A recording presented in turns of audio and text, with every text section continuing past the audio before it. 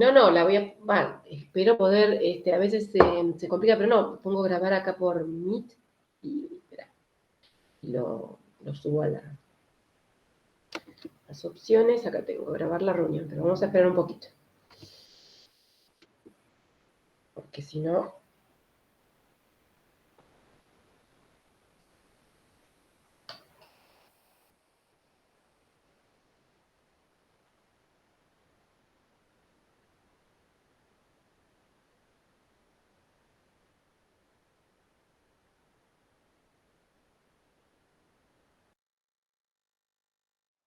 claro, no es teórico, sino clase presencial, porque los del, digamos, muchas veces me han dicho, bueno, sí, lo que pasa es que los videos los podemos ver en cualquier momento que yo, pero a algunos les gustaba esto de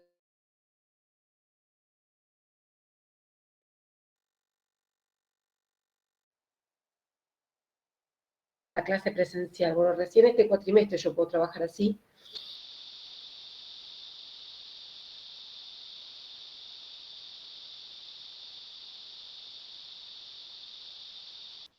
porque, bueno, puedo recibir a muchos, porque los cuatrimestres pasados,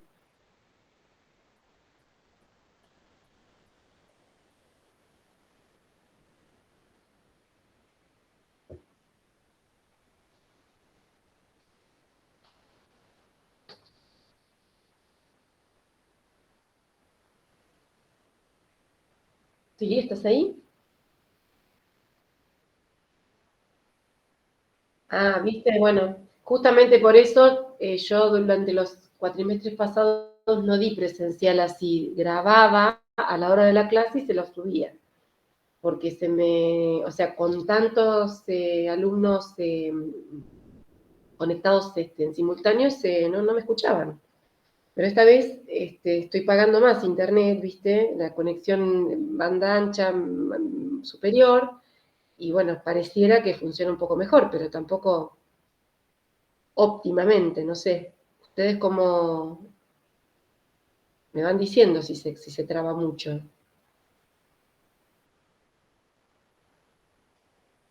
No, que digo, ¿cómo funcionan las otras cátedras? ¿Lo hacen presencial o por video?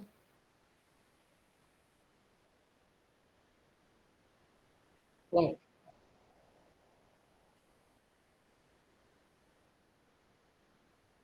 Ah,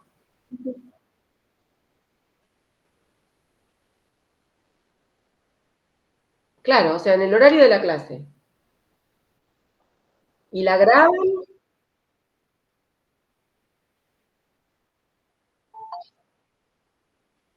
¿Y la graban o no la graban los profes? No les-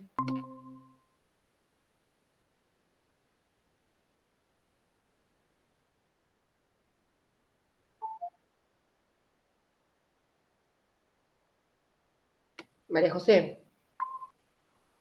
Hola, Jacqueline. Ah, con María José, ¿estás con María José Lopetegui? ¿Con quién están? Hola, profe. Sí, con María José, ¿con quién están en las clases de filosofía grabadas? Que grabás.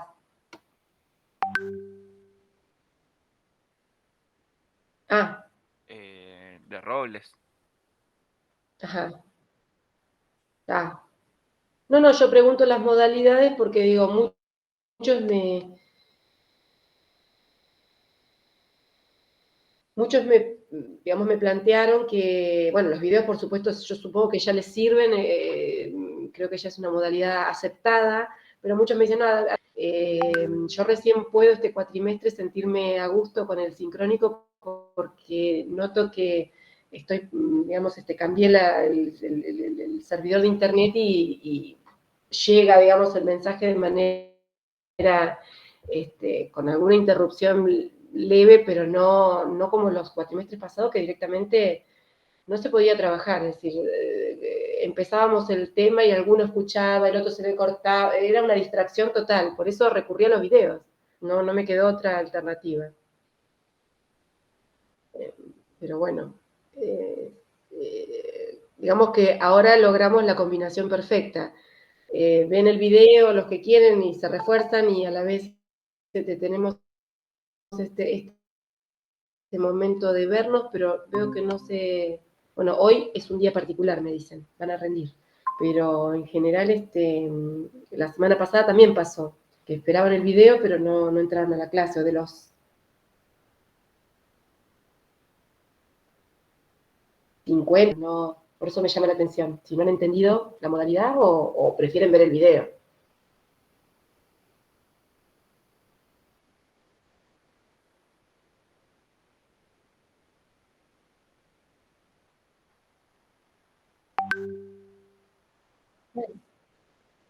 Sí, sí, sí, sí.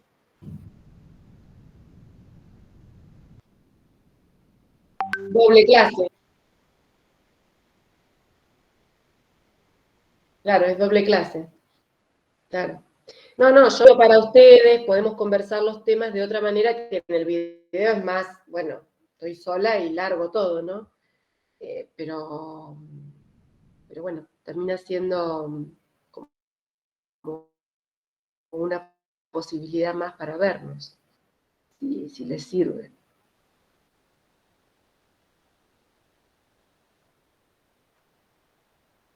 Y para ir también regulando si volvemos a presencial, porque eso va a ser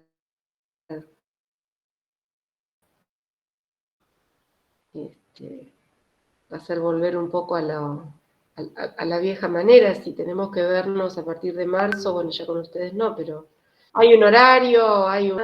¿Mm? Eso, pero bueno, la verdad que lo interesante de esto es que cada uno pueda ver la clase en el momento que quiera, que esté descansado, eso está bueno. Pero bueno, no hay comunicación, veo que la cátedra pasa sin mucho feedback, digamos, y eso está medio mal, bastante mal diría.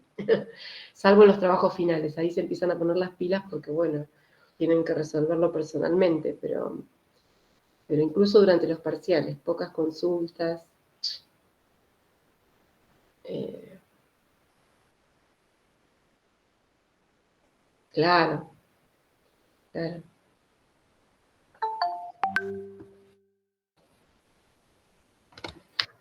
Está bien que son temas que yo entiendo que a veces son poco discutibles porque ustedes están armándose como de los primeros, por ahí que yo filosofía u otras más tranquilas de introducción son más debatibles, digamos, pero lógica se vuelve un poco una clase expositiva porque tenemos que presentarles los temas de manera, digamos que son nuevos y ustedes recién cuando leen todo el material se animan bueno, a entrar en un desarrollo más, o una pregunta más personal, pero si no, es muy difícil hacer una clase de lógica, digamos, en estas circunstancias que no es presencial, que podemos por ahí recurrir al pizarrón, ejercicios, otro tipo de cosas, eh, se hace más teórica, digamos, la forma.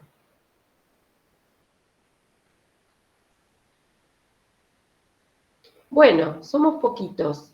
¿Quieren que empecemos? ¿Son y 10? ¿Están de acuerdo? No la veo a Ariana, Yatel, Yara, Noelia, por favor, si pueden poner la cámara.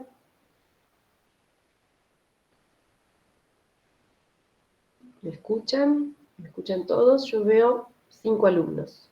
¿Sí? Me gustaría verlos, ya que somos pocos. Sí, profe, yo no tengo cámara, en mi caso. Bueno, lástima. Trata de poner, Yatel, así nos vemos, ¿sí? Es bastante impersonal hablar a un microfonito. A ver, el resto tampoco tiene cámara, ninguno tiene cámara, por favor.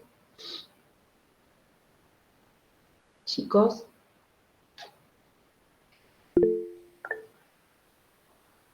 Hola, Yara, ¿no tenés cámara?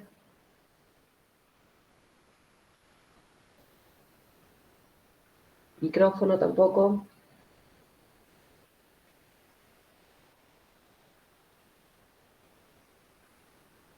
Bueno.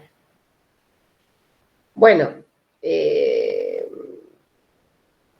a ver, ¿quiénes pueden poner el rostro a esta clase?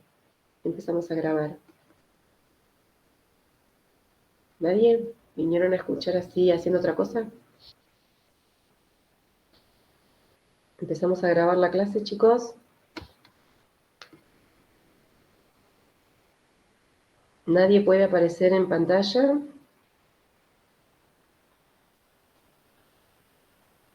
Bueno, empiezo a grabar la clase de hoy.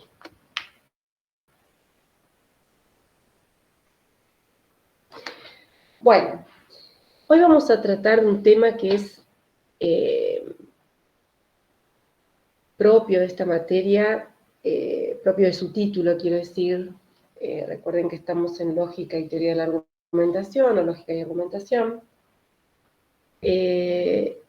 Y bueno, vamos a tratar de un tema que tiene que ver con, que forma parte de un tema mayor que es teoría de la razón, ¿sí? En algún momento yo les comenté que la razón como tal, es decir, como facultad, es una facultad dialógica. ¿Qué quiere decir con esto? Que se puede interpretar desde el punto de vista de que surge como producto de un diálogo. Es decir, la razón es el resultado, ¿sí?, de un proceso que a veces tiene que ver incluso con un proceso de una sola persona, pero que se pone en diálogo con sus propios pensamientos, ¿sí? Con contradicciones, con situaciones que lo llevan a debate, ¿no? Pero vamos a imaginar la situación ideal de un diálogo entre entre dos personas, la cual podemos decir que una es proponente de una tesis y la otra es el oponente, y a la vez ese oponente se vuelve proponente y su contrario, oponente de la tesis del anterior. Es decir, ¿qué quiero decir con esto? Que cuando hablamos de razón y cuando hablamos de fundamentación de argumentos, teoría de la argumentación, teoría del fundamento, siempre suponemos al menos dos ideas que están, por así decir, en disputa, ¿sí?, a las que tenemos que llegar mediante un diálogo crítico a arribar a un resultado, ¿sí?, a una especie de conclusión. Idealmente, ¿sí? Estamos recién empezando a hablar de algo de manera en abstracto, ¿no? Puede no llegarse a ninguna conclusión. Yo les decía, puede no haber dos personas, digamos,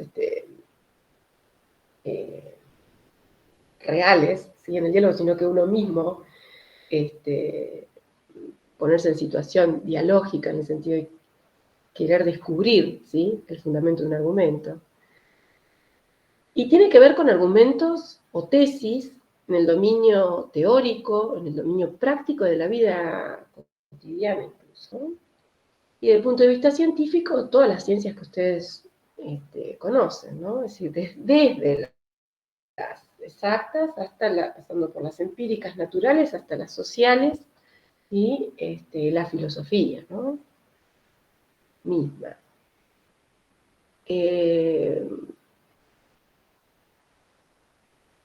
Bueno,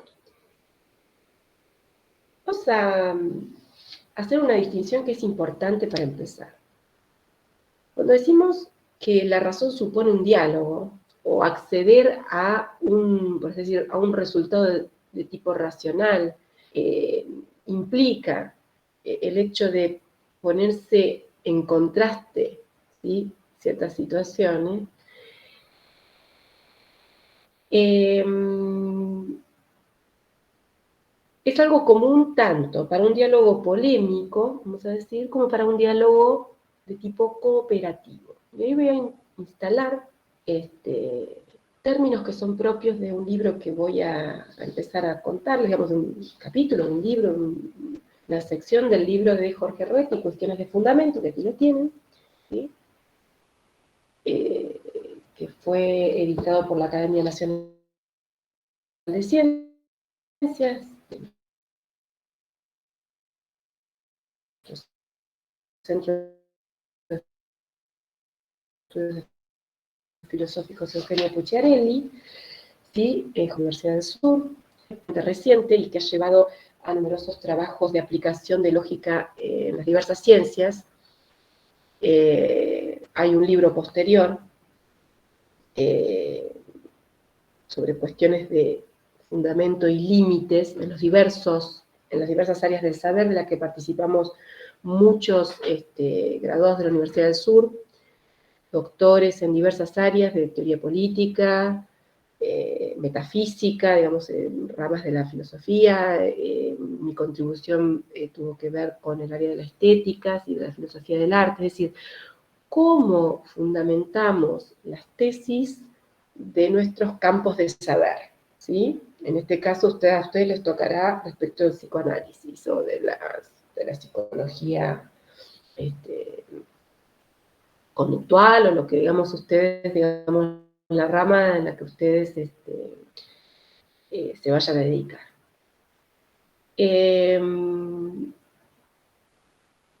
Esto para darles un panorama del tipo de material con el que trabajamos hoy, o vamos a trabajar un poco. Yo les decía entonces, Roetti resalta que la retórica, es decir, desde la retórica, al menos de la retórica clásica, la retórica griega, había descubierto una forma, había de alguna manera descubierto una forma dialógica, pero esa dialógica era polémica. ¿Qué quiere decir polémica? El fin, digamos, de estos dos contrincantes es que el proponente le gana al otro, es decir, por así decirlo, lo envuelve en su argumento, lo persuade. Y ganar la voluntad del público. Esa fue, vamos a decir, la máxima de la retórica griega como teoría del discurso, ¿no? Como una de las posibles ramas del discurso, la retórica. Entonces, la retórica, de alguna manera, articuló, ¿sí? Los recursos para un diálogo de tipo polémico. O sea, que es un diálogo con una pata, vamos a decir, cortita, porque supone siempre la idea de que yo estoy hablando para convencer al otro, ¿sí? La otra parte del diálogo se encuentra asimétrica desde el punto de vista del intercambio dialógico, ¿sí? Pero Gino Roetti, Jorge Roetti, Gino como le decimos, a lo que se va a digamos, dedicar es a contarnos las condiciones posibles de un diálogo de tipo cooperativo. ¿Qué quiere decir cooperar? ¿Sí? Cooperativo. Aquí la situación es siempre de ganancia, digamos, pero de ganancia no de una de las partes, sino simétrica. Ahora vamos a ver, vamos a ir conduciéndonos a través de esto.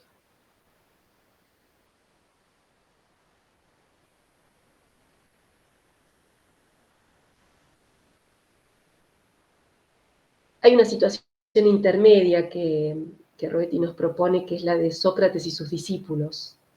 Un diálogo de tipo donde se busca la colaboración en la fundamentación en su oponente, es decir, el maestro que le pregunta al discípulo, ¿no? Sabiendo que ya, algo así como la colaboración es de antemano asimétrica en el sentido de que uno busca extraer del discípulo, ¿sí? Como la mayéutica socrática era eso, ¿no? Y por eso los diálogos de Platón, para aquellos que están ahora rindiendo filosofía, si es que han visto algo, suponen también eso, un diálogo entre el maestro y su discípulo, o sus discípulos, un número de discípulos, y van mediante la dialéctica, ustedes fíjense, que es el método inaugurado por Sócrates y que Platón de alguna manera exhibe literariamente en sus diálogos como recurso para el argumento filosófico, ¿sí? Pone a un Sócrates y a sus discípulos para llegar a una idea determinada, acerca de lo que fuera, ¿no? Del bien, de la belleza, de la república, ¿sí? Etc. De la inmortalidad del alma, ¿sí? Digo situación intermedia porque después está la situación más interesante, que es la de este diálogo cooperativo, donde lo que ocurre es que cada una de las partes del discurso, del diálogo, perdón, sabe de antemano, sabe de la debilidad de sus propias tesis. Esa es la versión más, yo diría, una de las versiones más hermosas y modestas de la comunicación humana. Es decir, saber que uno está diciendo algo y se pone en diálogo con otro, porque eso que uno está diciendo todavía no ha llegado, vamos a decir, a madurarlo, y necesita del otro para poder madurarlo juntos. Y el otro, a su vez, le pasa lo mismo. Es decir, eso es lo que nosotros comprendemos idealmente como un diálogo, y en este caso simétrico, ¿sí? De dos debilidades, por así decir, que se buscan para poder llegar, no vamos a decir a un consenso definitivo, digamos, ahora le vamos a dar otro, Roetti le da un nombre muy específico, ¿sí? Que proviene del griego, pero quiero decir, a un resultado más allá de toda duda y común a ambos, es decir, en el sentido de que vamos a estar plenamente de acuerdo, porque esas son ya idealidades muy, muy esquemáticas, ¿no? Incluso hasta muy, muy poco modestas, digamos, inaccesibles en ciertos, en casi todos los dominios de la realidad. Pero lo interesante es que ya la estructura dialógica entre estos dos contrincantes, vamos a decir, o debatientes, es particular, es la de dos sujetos que no saben, ¿sí?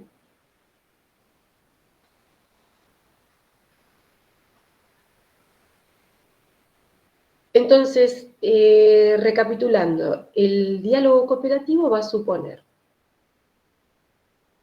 un punto de partida que es la incertidumbre, nos dice Gino, la incertidumbre compartida, no la incertidumbre de uno, ¿sí?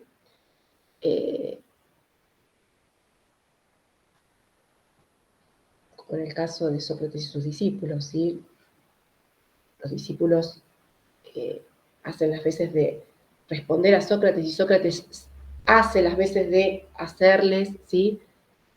Digamos, volver incierto algo que para ellos es definitivamente cierto, ¿sí? Entonces Sócrates busca como, ¿sí? Hay una distinción muy, muy importante.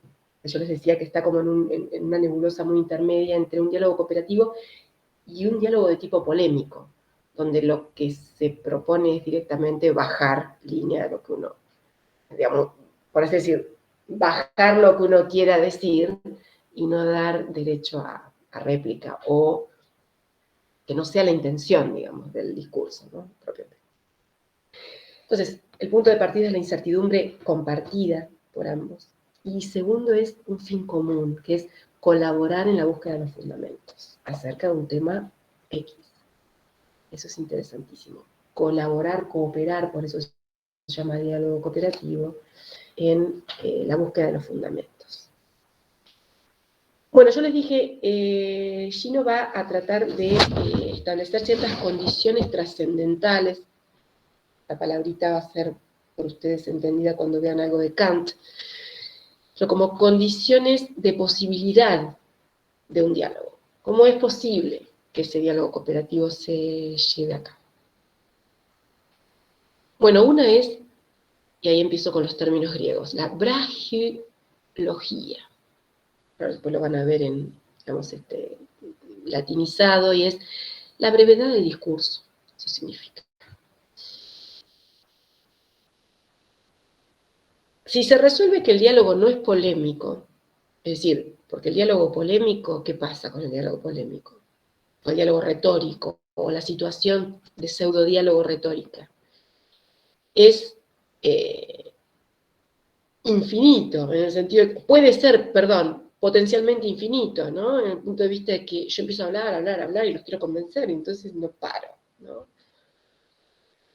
Por supuesto, tiene digamos, un momento digamos, de cierre, pero en el fondo lo que hace el retórico es llenarte de argumentos y atontarte, ¿no? Es decir, una sobrecarga de información que hace que uno no tenga tiempo de pensar demasiado.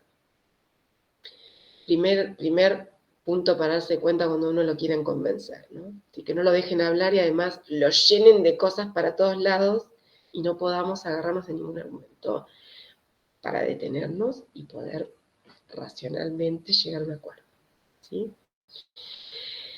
La brevedad del discurso, entonces, es una situación, una condición de posibilidad para el diálogo cooperativo. ¿Por qué? Porque hace posible esta cantidad, por así decir, medida de argumentos para que puedan ser escuchados, ¿sí? Recortados, es decir, ¿no? Y la calidad, es decir, va a tender también a la calidad de la argumentación. La brevedad va a tener que ver con la calidad de la argumentación. ¿En qué sentido? No voy a reiterar y reiterar y reiterar de la manera que uno pueda, de alguna manera, machacarle al otro para que le entre este argumento y lo convenza, definitivamente. Sino que lo que voy a hacer es que el diálogo tenga la premisa clara de que yo expongo algo y ustedes tienen derecho a preguntarme sobre eso que yo expongo. Supongamos que es en una situación de clase, ¿no? Es decir, que haya un recorte necesario del discurso y que haya por así decir, una conciencia de los límites finitos de lo que se está diciendo para poder justamente abordarlo, ¿no? Eso es lo que significa la brevedad como condición del diálogo. Vamos a seguir un poquito. Además de la brevedad, Gino todas estas condiciones, nosotros en nuestras épocas de estudiante, recuerdo un poquito más que la edad de ustedes, porque ya estábamos terminando la tesis de grado, Gino empezaba con todos estos temas indagando en el Gorgias y en los diálogos platónicos. ¿Sí? Digamos, él los extrae filosóficamente de conclusiones de cómo era posible un diálogo, ¿sí? La dialéctica, que surge, como yo les digo, entre maestro y discípulo, sobre todo, ¿no? Y que después se elabora como teoría del fundamento. Pero el tema de la relevancia. La relevancia es ceñirse al tema, es decir, no salirse de lo que se está discutiendo. Eso es ser relevante, ¿sí? Cuando yo digo, bueno, atendamos a lo que estamos discutiendo, porque si nos vamos por las ramas, entonces yo no tengo derecho a poder intervenir en ese diálogo, ¿sí?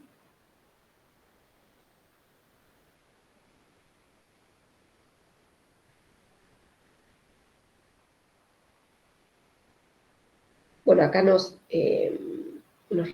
recuerda de vuelta Sócrates en sus diálogos, porque dice, frente a ello, la exigencia socrática, la exigencia del maestro respecto a sus alumnos, tenía que ver con una técnica de preguntas y respuestas muy ajustadas, decía, ¿no? ¿Por qué? Porque se encargaba de que el discípulo, por así decir,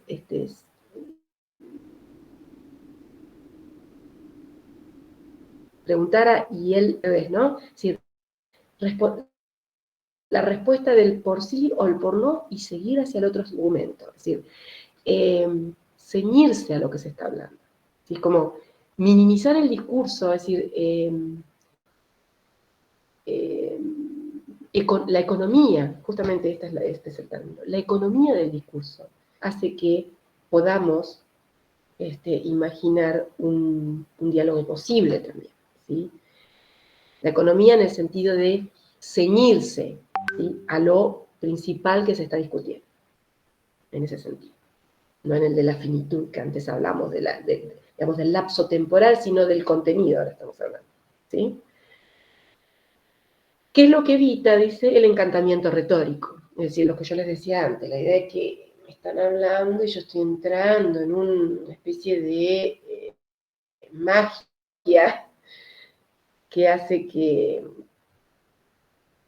incluso me empiece a distraer con el orador o la oradora, y entonces hasta incluso puedo empezar a mirarle los lentes o la ropa, porque ya no encuentro, ¿sí?, argumento posible por donde entrara, que por así decir, racionalmente a esa discusión, ¿sí?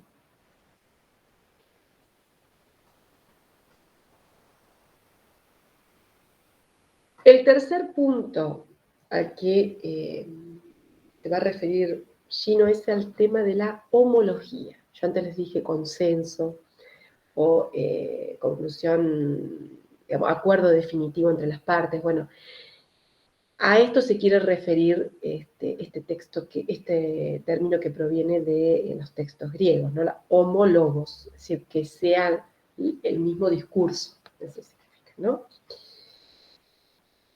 Decir lo mismo a ambas partes. Bueno, esto es algo así como una idealidad, ¿no? Pero tenemos que tenerla en cuenta desde este punto de vista que me parece muy interesante, que es el que plantea Rodetti. Dice, es fundamentalmente un síntoma, lo pone en términos médicos, un síntoma de la victoria dialógica en el diálogo cooperativo, llegar a poder decir lo mismo. No quiere decir que vamos a estar totalmente de acuerdo, eso no quiere decir lo mismo en ese sentido, quiero decirles, sino llegar a un lugar donde yo le reconozca al otro que esa debilidad fue saldada y que el otro me reconozca que aquella debilidad suya también fue saldada, mediante que ambos nos sanamos, ¿sí?, en términos médicos, que ese diálogo fue algo así como fue y vino de manera interesante para ambos, y que entonces ese juego, vamos a ponerlo ahora en términos de juego, fue de ganancia para ambos, juego completo, ¿no? Es decir, de empate, vamos a decir, de empate en este sentido, pero de ganancia para ambos, ¿no? Es decir, no había uno que quería ganar, ¿sí?, sino que ganamos ambos. Ahora, el empate es un empate, entre comillas, quiero decirles, porque puede ser que se haya llegado a una tesis, vamos a decir, superior entre los dos, ¿sí? Eso es. Entre las dos partes, ¿sí? Se llegó a lo que se llama un ascenso dialéctico, ¿sí? Ahora vamos a ver un poquito.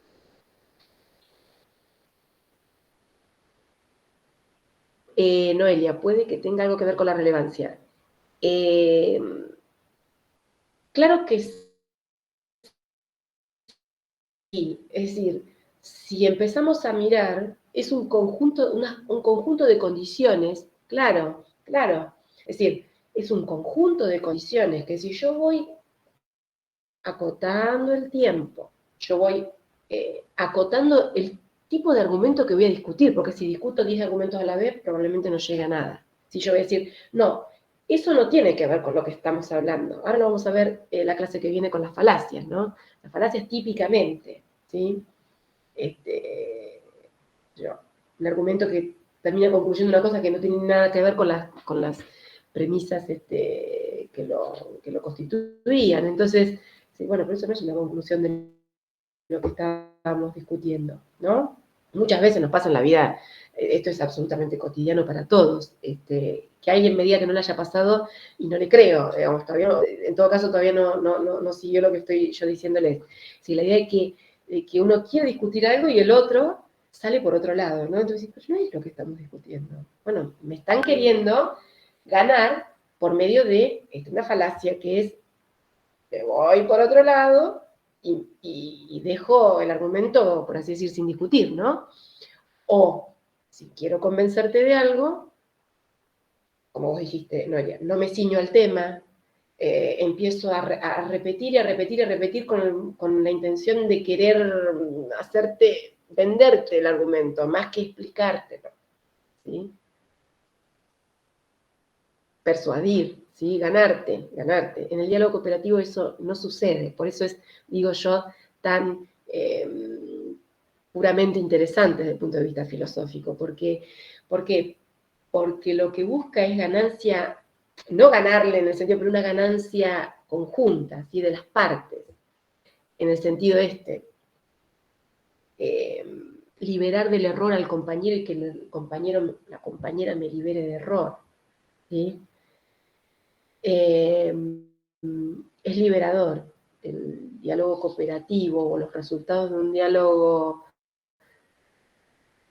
Nosotros nos damos muy bien cuenta cuando estuvimos en un diálogo cooperativo. Muchas veces nuestros psicoanalistas, ¿no? Sucede esto, aquellos que están psicoanalizados, ya que estamos en una carrera de psicología, sucede esto, ¿no? De ese vínculo entre transferencia y contratransferencia que se da con la terapeuta o el terapeuta, ¿no?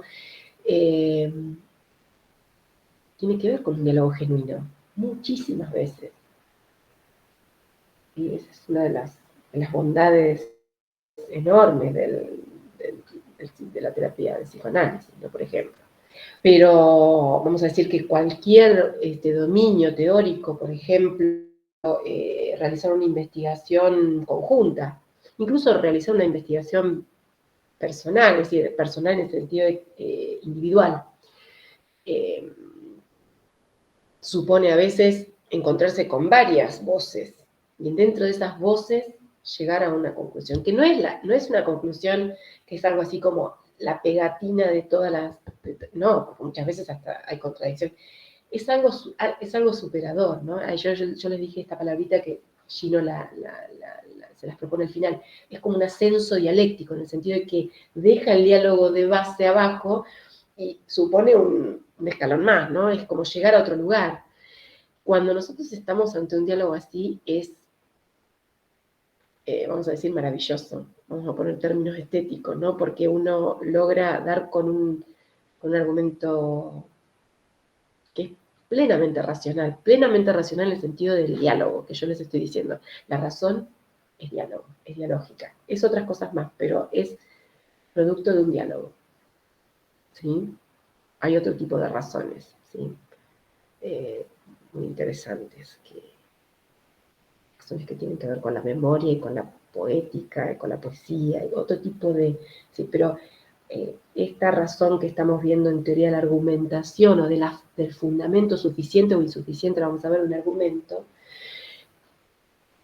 tiene las bases, por así decir, se asienta y no hay otro modo sobre un diálogo, y ese diálogo no puede ser polémico, ni puede ser del tipo asimétrico, tiene que ser cooperativo, ¿sí? ¿Acá me siguen todos? ¿Vamos bien? Bueno. En uno de los diálogos,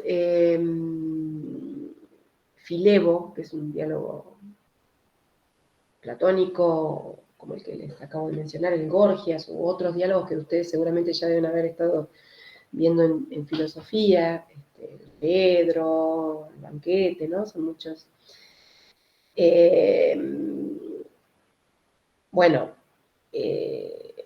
Platón dice, Platón en boca de Sócrates, ustedes saben que lo pone a su maestro, ¿sí? En los diálogos, como, por así decir, portador de la voz, ¿no? Filosófica. Y él dice, nos recuerda, digo, Gino, en página 137 del material que después les voy a subir, que en el diálogo cooperativo lo más interesante es socorrernos, así lo dice Platón, socorrernos por lo más verdadero. Entonces, fíjense que no dice por la verdad absoluta, sino por lo más verdadero, ¿sí?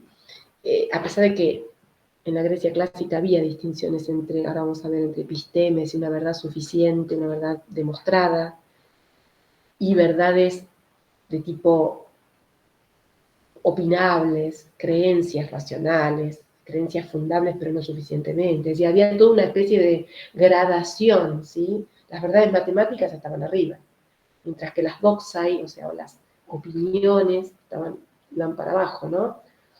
Eran más de superficie y no tenían un grado de fundamento tan legítimo como las anteriores. Pero ese socorrernos por lo más verdadero es interesante porque el término socorrerse es la idea de que estamos colaborando, ¿no? Por eso Gino busca la imagen de la cooperación, ¿no? de lo cooperativo en el diálogo, ¿sí? Un poco inspirándose en el término platónico del socorrerse, ¿sí? Mutuamente. El fin mínimo, dice, del diálogo cooperativo es liberarse paulatinamente del error y de la injusticia y alcanzar poco a poco un creciente grado de verosimilitud y justicia. Es decir, ¿qué quiero decir? ¿Qué quiere decir con liberarse de la injusticia y alcanzar a su vez paulatinamente un grado de verosimilitud y a su vez de justicia? Bueno, se está interviniendo no solo en el dominio teórico, sino también en el dominio práctico esto, ¿no? Porque cuando, a ver, nuestras discusiones, nuestros diálogos, a veces ahí nos jugamos cosas muy, muy importantes a nivel práctico, es decir, nos jugamos muchas veces cuestiones de vida, ¿no? Es decir, no es solo atender a una fundamentación o a un discurso de tipo teórico, abstracto, como puede ser la fundamentación de la matemática. Nos estamos jugando cosas que tienen que ver con cómo queremos vivir, cómo nos queremos tratar, qué queremos hacer, no sé, de nuestra vida comunitaria, familiar, lo que fuera, ¿no? Por eso ese grado de verosimilitud y justicia, por eso acude al término de la justicia, porque ustedes lo van a ver y van a decir, bueno, no lo dejen pasar, porque tiene que ver con el dominio de la práctica, de lo práctico, ¿no? De la razón práctica.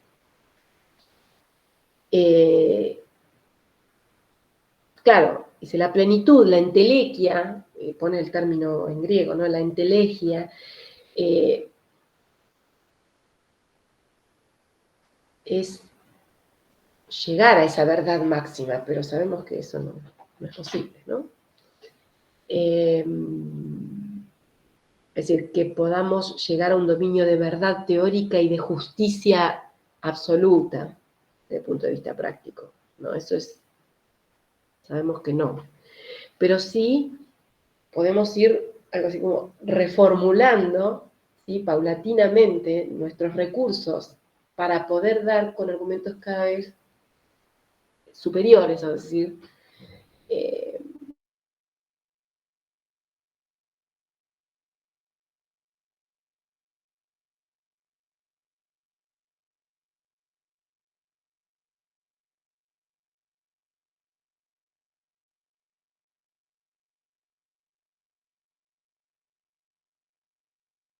mejor fundados, eso quiere decir. Evolutivos, digo, por una cosa, ¿no? De que entonces pasa el tiempo y cada vez vivimos mejor, argumentamos mejor.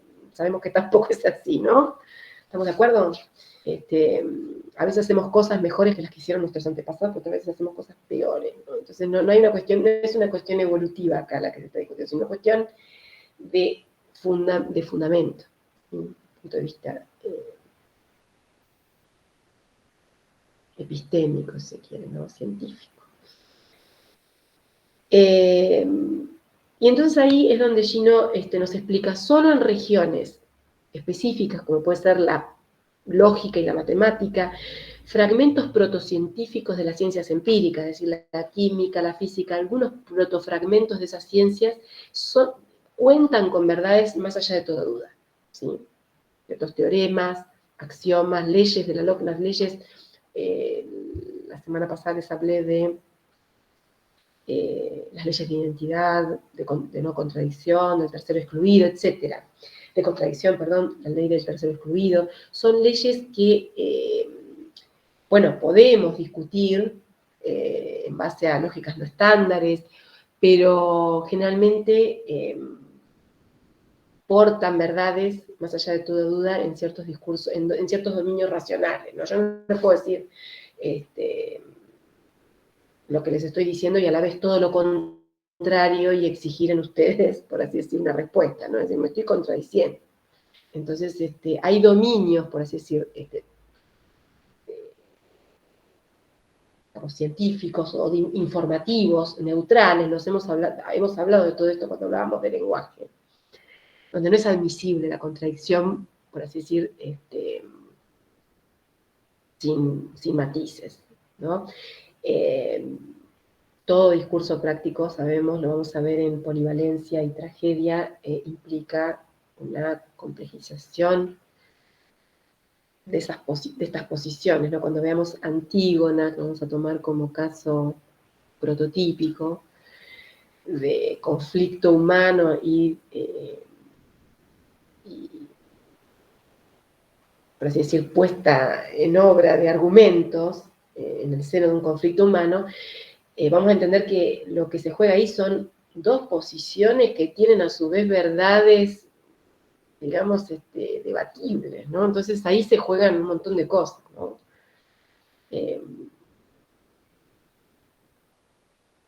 No hay algo así como una homología final. Vamos a volver a los términos de las condiciones posibles de diálogo. No hay una homología ahí, ¿no? No hay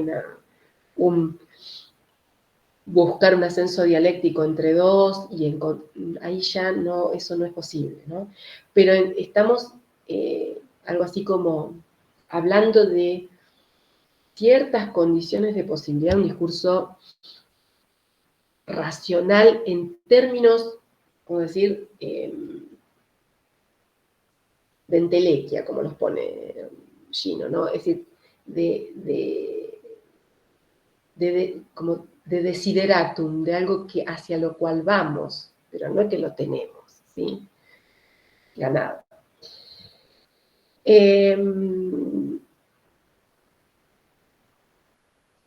Bueno, aquí procede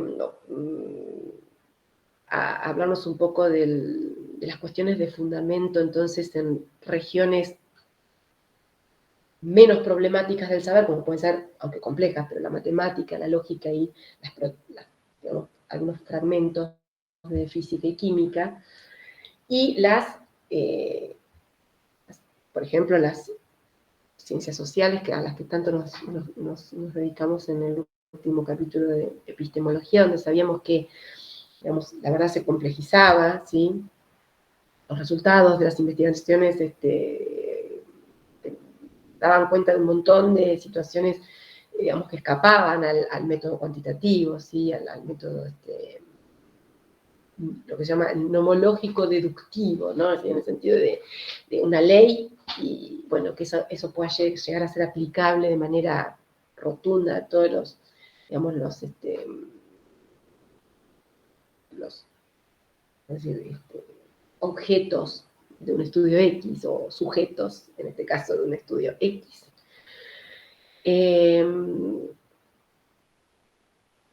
Entonces habla de esos dominios de fundamentación absolutamente suficiente y de la fundamentación insuficiente, ¿sí? Dice, en el resto de las regiones de problemas, por ejemplo, las ciencias sociales, vamos a decir, la filosofía, la ética, los debates en torno a la ética, la bioética, grandes, enormes debates, ¿sí? La estética, sin más, ¿qué es bello? ¿Sí? La estética, aquella parte de la filosofía que debate en torno al estatus ontológico de la belleza. ¿Cómo podemos definir que algo es bello de manera más allá de toda duda? ¿No? En infinidad de discusiones en torno a qué es el objeto bello, ¿no? El objeto de la estética.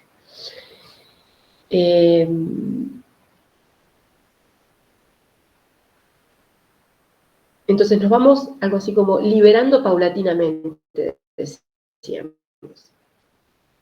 Para Sócrates, el castigo es condición necesaria para la salud del alma. De vuelta vuelve al término médico. Que haya castigo, no en el sentido de castigo físico, ¿no? Sino castigo en el sentido de corrección del error, liberación mutua, ¿sí?, del error. Que haya eso ya, digamos, nos pone en situación de que sea necesaria es una condición, por así decir, una condición más que él no la nombra aparte, pero la nombra dentro de sus corolarios, digamos, de las conclusiones, que es que nos sintamos un poco algo así como vaciados de nuestro propio contenido. Es decir, que lo que hayamos tenido como verdad al comienzo se nos haya disuelto de alguna manera al término de ese diálogo. Es una condición necesaria del diálogo cooperativo. Es decir,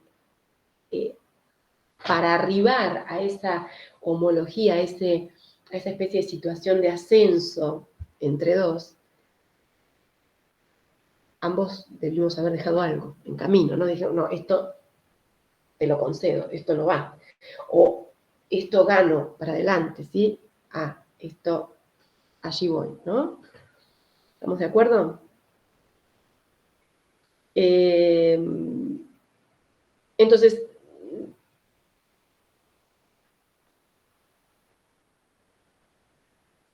vuelve a la analogía con el juego y dice, es un juego de dos jugadores de suma variable, porque no se sabe hasta dónde llegamos juntos, ¿no? De suma variable, pero nunca de suma cero. Porque siempre, por así decir, el diálogo cooperativo va a suponer, a diferencia del diálogo polémico, que ganamos ambos, ¿sí? En esa especie de liberación y corrección mutua, ¿sí?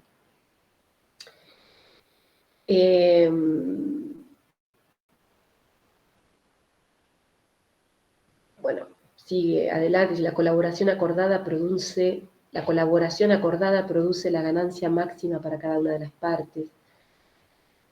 Y lo que se alcanza es lo más parecido a lo que podemos denominar armonía ilimitada. Es una armonía, pero no es una armonía cerrada, es una armonía que, vamos a decir, generativa, ¿no? Que crece. Interesante esa eine uneingeschränkte Harmonie. Usa un término alemán, ¿no?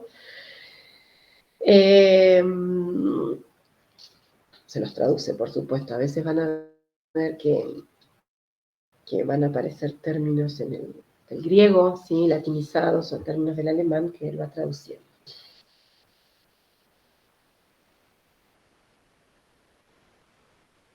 Entonces, ¿qué era lo que suponía el diálogo? Vamos a cerrar acá, el diálogo cooperativo. Un conflicto y una síntesis final, ¿no? Pero esa síntesis, a su vez, donde dos oponentes entre sí llegan a un mismo decir, a una homología, en esa síntesis, todavía, como es ilimitada esa armonía, dijimos recién, todavía tenemos que imaginar que haya en una cadena infinita de sucesivos diálogos otro oponente que se les oponga a estos dos, ¿sí? Y así sucesivamente. Imagínense una cadena infinita de diálogos, ¿sí?, racionales.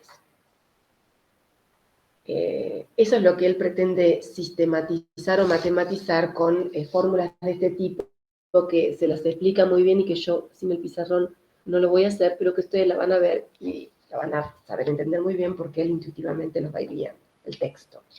No aparecen símbolos, pero él les va explicando cómo traduce formalmente esto que yo les estoy hablando de manera, se los estoy explicando de manera hablada.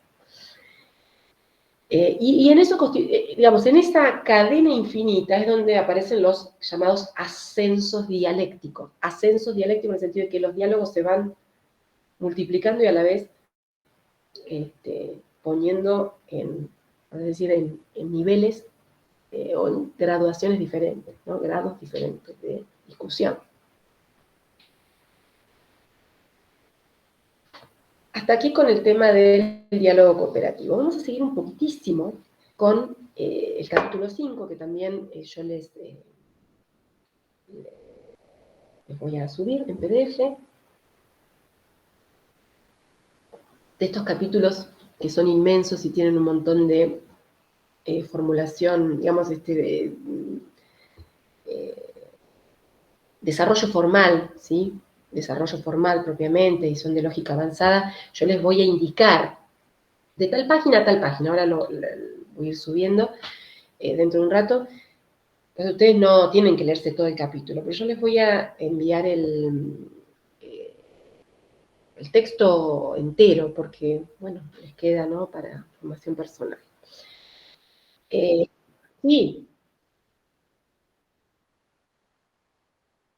sí, sí, espérame un segundito.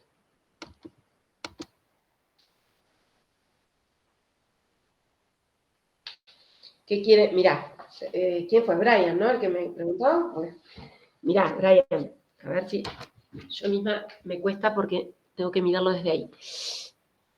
¿Vos los ves ahí? No. No es que por eso estoy yo. Ah, ahí mismo. Bueno, yo misma, para explicártelo. Hay una O de oponente, ¿lo ves? ¿O lo ven?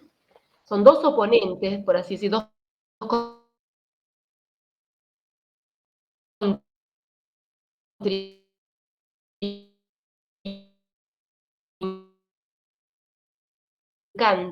¿sí? Y está el símbolo de unión, ¿cierto? La U. ¿La ven o no lo ven?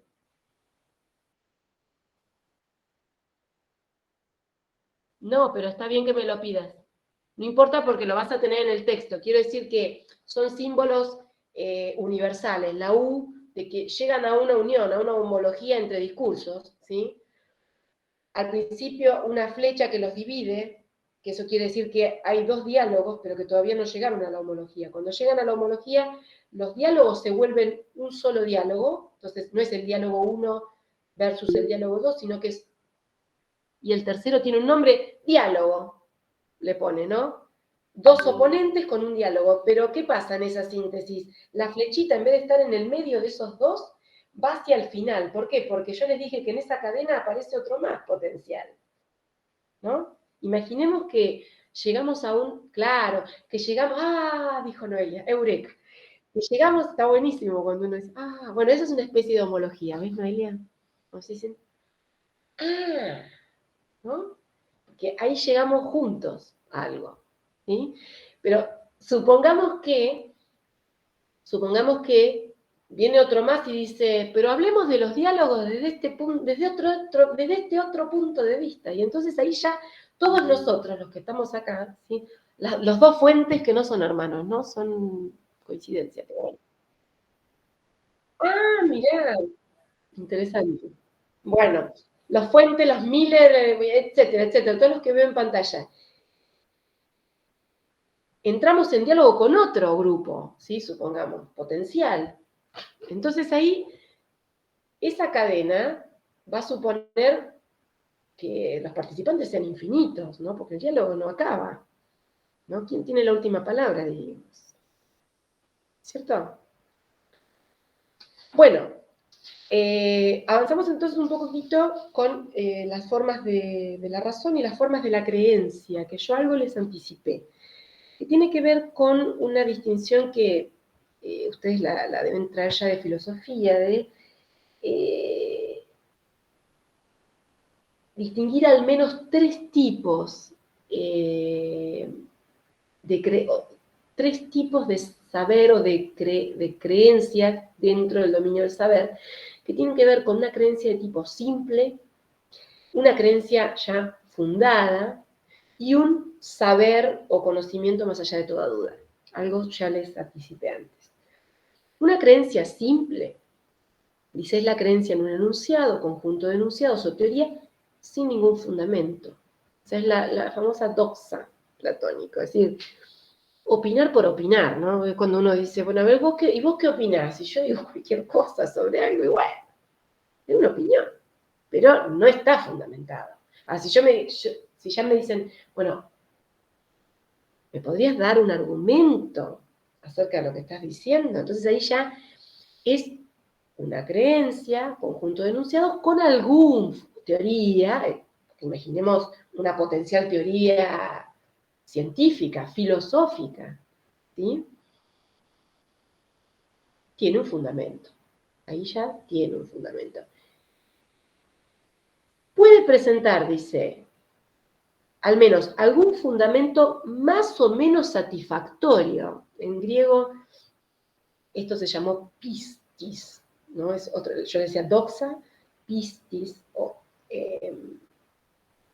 es un término del griego antiguo, en el sentido de, es una creencia ya con un grado de madurez, como que de fundamentada, ¿no? Con un grado más de fundamentación. Y luego viene la episteme, que de allí viene epistemología o ciencia, ¿sí? Que es saber o conocimiento.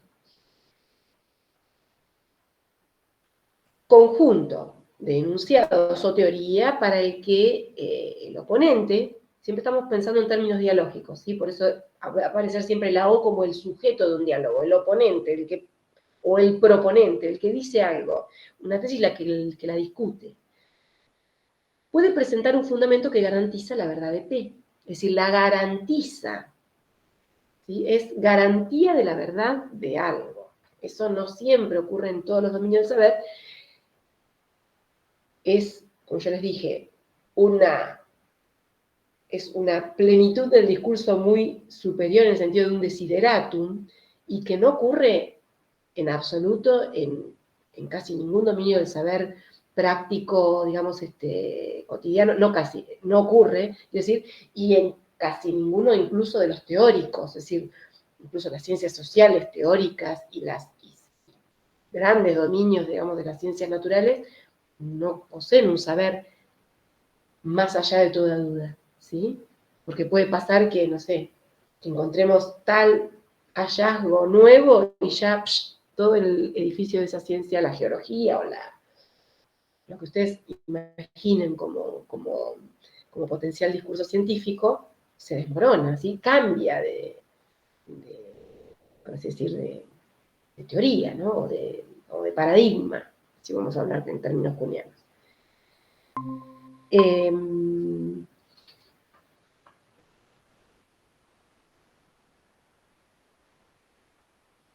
¿Cuándo entonces vamos a decir que estamos ante argumentos fundados? Todo fundamento, nos va a explicar Gino, consta de dos elementos necesarios. Uno es la base, ¿sí? ¿Qué quiere decir la base? Los fenómenos, las representaciones, en alemán dice Vorstellung, es el término filosófico típico para dar cuenta de lo que me represento, ¿sí? Otro tipo de enunciados o una mezcla de ambas cosas, es decir, la base de un argumento tiene que ver con el contenido, vamos a decir nosotros que estamos en lógica y que ya, con la materia del argumento, ¿sí? Una base. Entonces, fíjense, fenómenos, representaciones, ¿sí? Si yo digo la forma sonata, estoy hablando de filosofía de la música, es como yo me la represento a esa cadena a ese discurso musical, ¿sí? Es una forma de representármelo, ¿sí? A ese fenómeno que es audible, digamos, materialmente, digamos, consiste en una serie de sonidos, ¿sí? En una narración, lo que fuera, y yo me la represento como una forma específica, digamos, dentro del ámbito de la música, por así decirlo.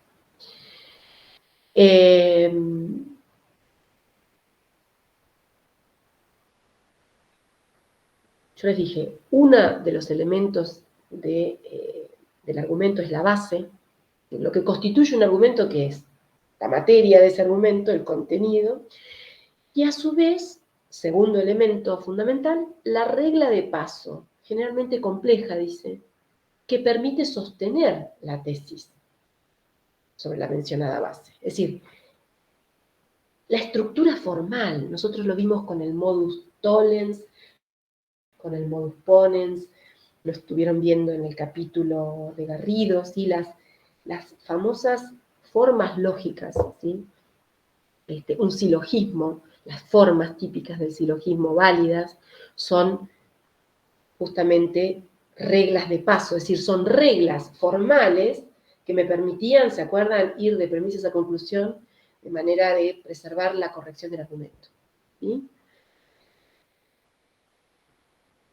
Se dice, entonces, que un argumento es fundable o defendible suficientemente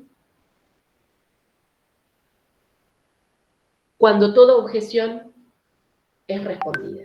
¿Qué quiero decir con esto? Que un argumento cuya contenido y regla de paso, cuya base, vamos a llamar en términos roetianos, cuya base y cuya regla de paso, o estructura, cuyo contenido y cuya forma no me lleve a ningún tipo de objeción, es decir, que yo no la pueda discutir mediante una objeción, que yo no le pueda agregar algo. Recuerden, cuando hablábamos de deducción, la deducción era aquel argumento mediante el cual yo no necesitaba agregar nada, y si le agregaba era una redundancia, porque ya estaba contenida la verdad en la estructura, digamos, ¿sí? Entonces, cuando eso sucede, el argumento es suficientemente fundable o defendible. Eso es lo que quiere decir Roetti, ¿sí? El grado de fundabilidad de ese argumento está más allá de toda duda. ¿Sí?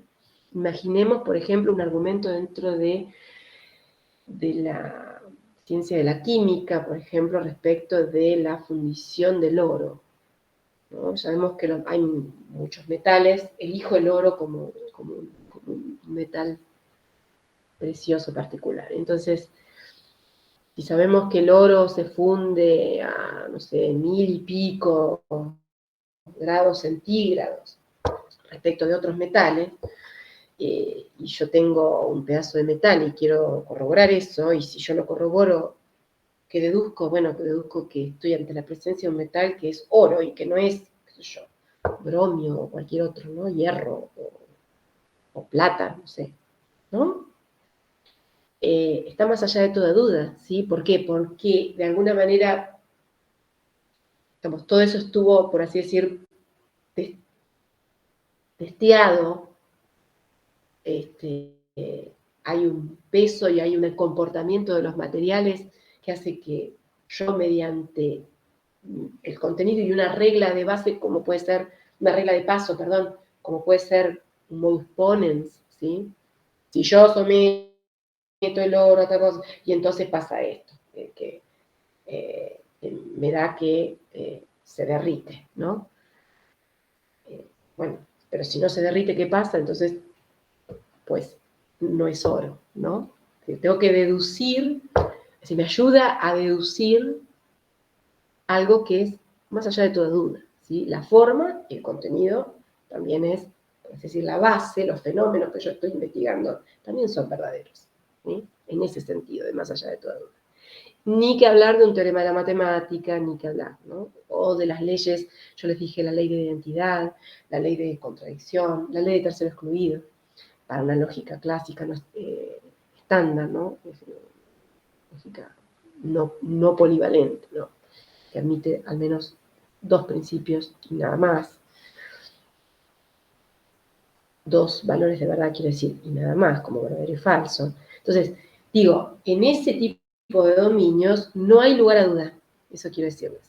Mientras que en el caso de ciencias como, por ejemplo, yo les conté en algún momento que mi tesis doctoral versó sobre temas de filosofía de la música y filosofía del arte. Entonces yo, mi tema de investigación doctoral, que lo tengo aquí, aquí está mi tesis doctoral sobre ideas de tiempo en la música.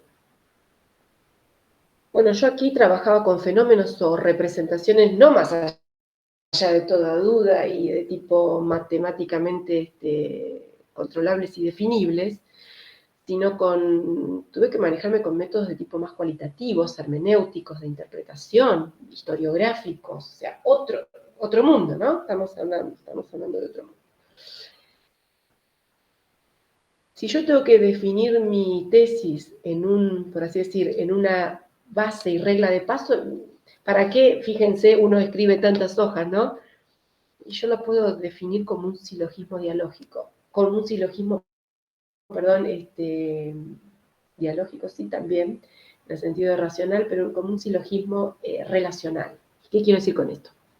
Un silogismo relacional va a tener una forma de este tipo. Si A, entonces B. Y si B, entonces C. Por lo tanto, A, entonces C. Es decir, vamos a explicarles un poquito más.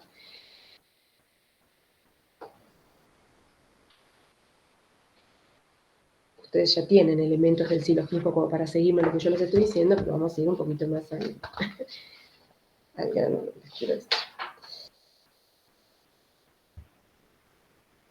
Imagínense, no tenemos acá, bueno, yo si se los presento está en inglés, entonces no lo van a saber interpretar dónde está, pero si A, entonces B, y si B, entonces C, el resultado es que, entonces, por lo tanto, línea de premisa, conclusión, A, entonces C. Eso se llama un silogismo relacional. Yo estoy haciendo una correlación, una analogía entre partes, que ahora les voy a decir cuál era el contenido, la base, ¿no? Pero la regla de paso es un silogismo relacional. Ese silogismo que implica, ahora les voy a explicar con el contenido y me van a entender un poco mejor, ese silogismo que implica, vamos a hacer esta truchadita, vamos a hacer un pizarroncito, si A, entonces B. Si B, entonces C, entonces A, entonces C. Es ahí lo tienen, esa forma, ¿sí? ¿Me siguen todos? Sí, profe. Bueno, ese silogismo es un silogismo de relaciones que ya ustedes cuando lo ven dicen, sí, tiene una estructura lógica aparente, pero según el contenido que le pongamos, podemos ir a parar a cualquier lado y también si la base no tiene, por así decir, no es una ley lógica, en el sentido de que no es una ley verdadera, más allá de toda duda. Es una regla de paso de fundamento insuficiente, pero es una regla que si yo la aplico a dominios insuficientes, es decir, ahora les voy a decir en qué sentido insuficientes, no en el sentido de no racionales, sino insuficientes desde el punto de vista de que no son matemáticamente demostrables ni suficientemente en el sentido de verdad, más allá de toda duda, pero son insuficientes en el sentido de una explicación posible, ¿sí? Pero son insuficientes porque no adoptan el grado de una explicación epistémica, científica, demostrada, ¿no? Más allá de toda duda, en ese sentido. No insuficientes porque son menores o tienen menor rango científico que los otros. No interpretemos eso. Sí, hay que distinguir ese tipo de cosas siempre para no es una cuestión peyorativa. La insuficiencia es porque el grado de fundamento es más, se elabora de otra manera. Es más, si queremos ponerlo así, incluso es más complejo, ¿sí? Que otro tipo de dominios como el de la matemática, ¿no? Si un conflicto humano es más complejo, ¿sí? Que un teorema, desde el punto de vista de cómo llegamos a un grado de fundamento, es decir, bueno, esta es la parte que tiene la verdad. Dificultosamente podemos hacer eso, ¿sí? Si lo hacemos más de uno, ¿sí? Y si ya han leído Teoría de la Complejidad de Edgar Morin, me dirán, bueno, estoy siendo, por así decir, estoy arribando a resultados brutales, ¿no? Ustedes se acuerdan cuando Edgar Morin decía al final de epistemología, en ese famoso PowerPoint, cuando hablábamos de los fundamentos del psicoanálisis, que decíamos, fundamentar, por así decir, brutalmente los enunciados nos lleva también a pensamientos brutales, a pensamientos que no brutales en este sentido, que no distinguen, ¿no? Si no podemos en el conflicto humano, imaginamos, y ustedes sobre todo que van a ser psicólogos, la complejidad, ¿sí?, de las situaciones, estamos estamos generando una brutalidad en este sentido, ¿no? De querer simplificar. La simplificación es una forma de la brutalidad, ¿no?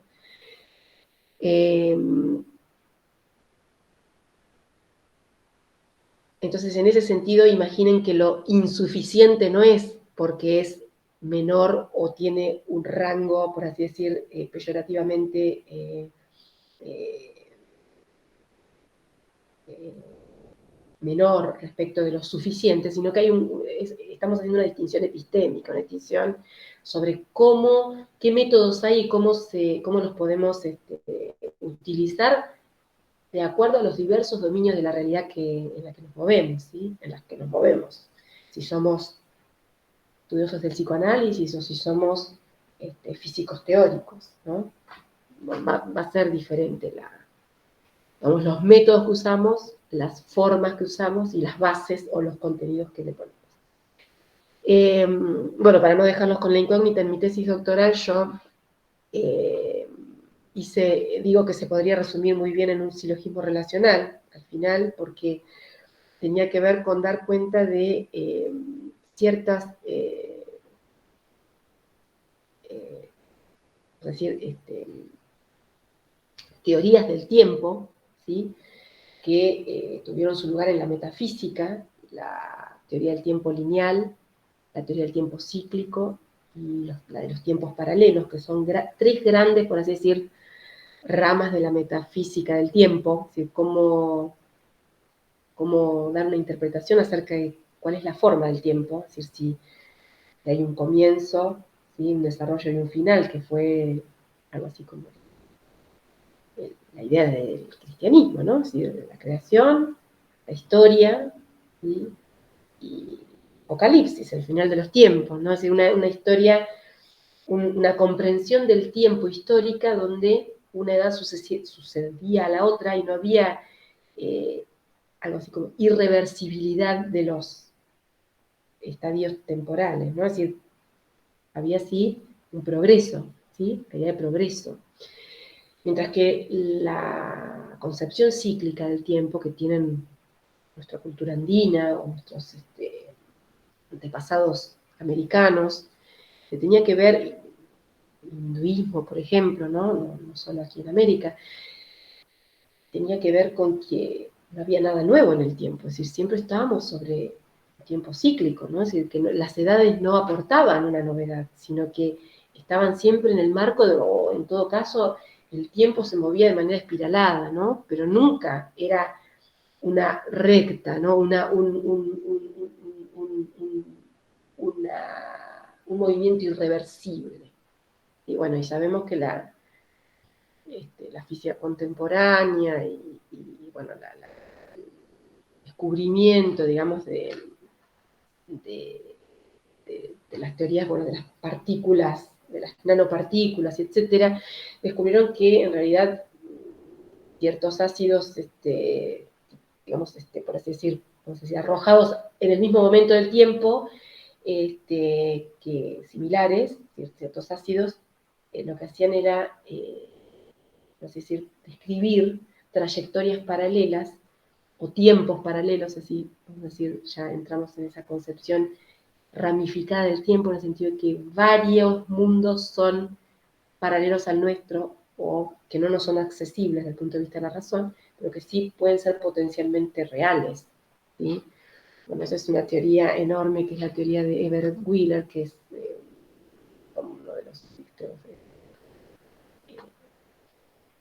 de las teorías de la física cuántica contemporánea, que dio con una teoría del tiempo ramificada o tiempos paralelos, y que este tiempo el que estamos viviendo no es el único, sino que hay otros a los cuales nosotros no tenemos acceso, ¿no? Por supuesto, salvo en en versiones ficcionales o en es decir, experiencias de tipo místicas, pero digamos, no nos son fácilmente accesibles. Con ese tipo de teorías yo estuve trabajando teorías del tiempo para asimilarlas a lo que ocurría en las lógicas de tiempo que formalizaban sobre, digamos, había teoría formal de la lógica que formalizaba sobre esas teorías de la metafísica, con una serie de fórmulas, ¿sí? Describían el tiempo lineal, el tiempo ramificado, el tiempo circular y el tiempo ramificado. No vamos a entrar ahí, pero bueno, hay un lenguaje formal de la lógica contemporánea de tiempo que formaliza sobre ese tipo de teorías. ¿Y qué hice yo? Bueno, se me ocurrió trasladarlo al análisis de partituras de obras musicales contemporáneas que definían esas trayectorias. Definían, por ejemplo, las formas narrativas de la música donde, digamos, hay un tema, hay un desarrollo, los que son músicos, no sé si hay algún músico en la sala, pero un desarrollo y un final, ¿sí? Como puede ser a la manera de una novela, de un cuento, ¿sí? En la música sucede más o menos lo mismo, un discurso de tipo lineal. Después, las músicas de trance, que son las músicas que además ustedes muy interesantemente escuchan en el boliche, o que suelen bailar, que son muy rítmicas y entran en un estado, los mantras hindúes, por ejemplo, tienen una especie de entrada de trance, ¿no? En esas músicas que describen una trayectoria cíclica, ¿sí? No es que hay un discurso y hay un final, sino que entro y salgo, y siempre estoy, digamos, en una música que está basada en la repetición, ¿sí? Muchos de los... Claro, nuestros cantos ancestrales, una baguala, por ejemplo, está inspirada en una música de baguala, está inspirada en una concepción de tiempo, digamos, estructura la temporalidad musical de esa manera. Y luego vienen los grandes, por así decir, experimentos contemporáneos, y no tanto porque hubo también en el Renacimiento y en las músicas ancestrales también hay hibridaciones de ese tipo, con, digamos, varios cantantes a varias voces y a varias lenguas, ¿sí? Típicamente, pero la música contemporánea, artística y improvisatoria, acude, digamos, a experimentos sonoros que son más del tipo de cada músico haciendo algo así como su parte de manera libre, ad libitum, se dice en música, ¿no? Es decir, sin un arreglo tonal, en el sentido musical, como podemos imaginar, una forma, ¿no? Al estilo Mozart o Beethoven, en ese sentido, de la forma clásica, ¿no? Sino que el músico contemporáneo o las escenas del jazz, que ustedes imaginan, el jazz contemporáneo, incurren un montón de esas performances donde los músicos interactúan y cada uno está, por así decir, diciendo un monólogo diferente, ¿no? Así, no hay un concierto, sino que hay una especie de desconcierto, digamos, ¿no? De construcción de la idea de concierto. Bueno, la improvisación es típicamente, pero ahí hay como una improvisación colectiva, ¿no? Entonces la improvisación es, vamos a decir, es una ramificación desde el punto de vista potencial. Yo te diría, Brian, es como imaginarme varias posibilidades de las cuales yo tomo uno y sigo, pero ahí también hay una ramificación. Lo que pasa es que no la estás escuchando toda, ¿sí? Es como potencial, y te imaginas que hay un camino. El músico que sigue una partitura no se imagina un camino, es el que tiene, ¿no? O sea, bueno, para que imaginen por dónde fui, ¿no? Ese silogismo, ahora para cerrar, que, digamos, en qué vas, por supuesto que mi tesis es enorme y tiene un montón de otros capítulos que en algún momento podemos hablar, pero que no vienen al caso de la lógica. Si las teorías de tiempo tenían relación con estas formas de la lógica temporal, y la lógica temporal describía, a su vez, o se podía aplicar a ciertas formas musicales, ¿sí? Variadas, ¿no? De repertorio universal. Entonces yo lo que terminaba, digamos, llegando como conclusión en mi tesis era que las ideas metafísicas estaban en relación, o el tiempo me informaba, digamos, cómo cada cultura asumía el tiempo, o experimentaba, o pensaba el tiempo, estaba en relación, de alguna manera, y cada época, digamos, de la historia, estaba en relación con la música que producían. Y evidentemente había una correlación, ¿sí? La música hindú es una música repetitiva. La música, yo les dije, del occidente judeocristiano es una música de tipo lineal. La música contemporánea que se superpone con estas teorías de la física contemporánea es una música que va a predominar, en la que va a predominar los múltiples discursos, las improvisaciones colectivas y, digamos, desconcertadas una de la otra, ¿no? Respecto de la otra. Entonces, bueno, ahí es donde yo logro, quiero decir, defender la idea de que hay ideas del tiempo en la música. O sea, las ideas temporales de la metafísica se trasladan a cómo el discurso de la música, o del tiempo de la música, se piensa, se poetiza de manera sonora en la música, ¿no? Por supuesto es otro lenguaje, pero bueno, esto es una correlación, porque ustedes me dirán, bueno, pero puede tener que ver, qué sé yo, también tal música podés analizarla desde otro punto de vista, que no es el temporal, puede ser desde el punto de vista de las emociones del intérprete, o no sé, de un cuadro que quiso representar, claro. Y yo te voy a decir, claro que sí. Esta fue una forma de interpretar, pero absolutamente también, vamos a decir, validada por el método que yo estaba usando, que fue un silogismo relacional de tipo insuficiente, porque es una correlación. Las correlaciones o las analogías no son absolutamente fundadas. Es una analogía, yo estoy estableciendo una comparación si yo digo, Brian se parece a Yara, es una comparación. ¿En qué medida se parece? En la medida en que yo argumente, por así decir, el mayor grado de argumento que yo dé va a ser mejor fundado, peor fundado, ¿no? Es una comparación. No es por así decir, no es una ley lógica en el sentido ni es una ley matemática, ¿no? Sino una ley de la física o de la química. Eso es otro universo. Entonces, tenemos argumentaciones de tipo suficiente e insuficiente, de acuerdo a esta teoría. Unas, vamos a decir, se definen por no presentar objeciones, mientras que las insuficientes sí pueden prestarse a objeciones, pero son objeciones que van a llevar a ulteriores fundamentaciones en las cuales vamos a decir, bueno, ampliamos esta interpretación o la derivamos hacia otra interpretación mejor, pero son formas de la explicación que tienen que ver con ampliar siempre el horizonte de la razón, es decir, siempre estamos ampliando el conocimiento sobre un dominio de la realidad, ¿no? A eso quería llegar por hoy y bueno, espero que me hayan entendido. Les voy a subir el PDF con las condiciones de posibilidad del diálogo cooperativo, con lo que empezamos, y con la teoría de la razón suficiente e insuficiente, ¿sí? Vuelvo a repetirles, es material de lógica universitaria, pero tiene de lógica avanzada, entonces, bueno, todo aquello que no haya sido explicado en estas clases, ustedes no tienen que estudiarlo en el sentido de que lo tienen que dar cuenta en un parcial, pero sí, bueno, cualquier cosa me preguntan, a muchos les ha pasado que quieren seguir un poco más, o se imaginan otro argumento, y bueno, eso nos sirve para